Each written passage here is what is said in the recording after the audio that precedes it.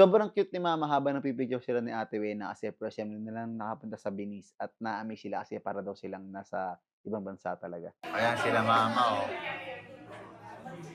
First time kasi nilang makapunta dito sa Venice.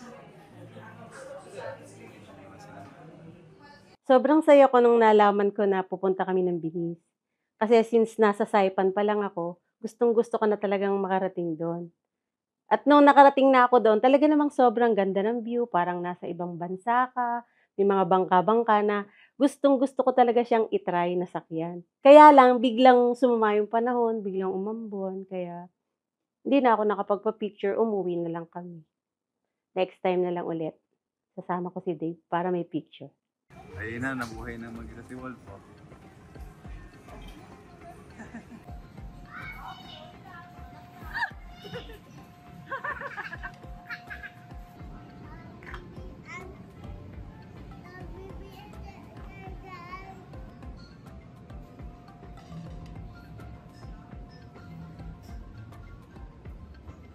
Ay, di ko sinilap ah!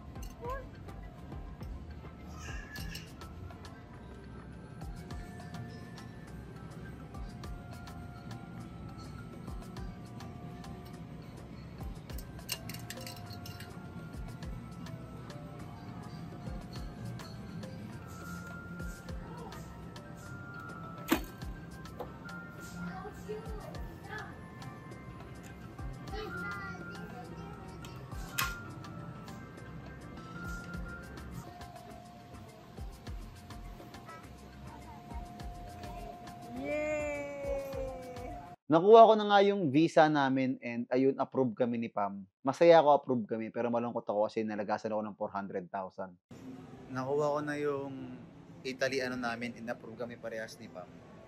So, nakakasad lang kasi dapat nasa Italy kami nung November 30 to December 9. Kaso wala, pero approve kami guys. Sayang talaga yung ticket. So, pupunta ako na si Wolf. Pasensya na, medyo pa-vlog.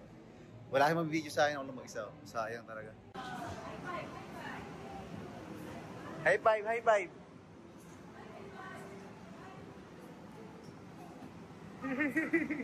Tuwan-tuwa!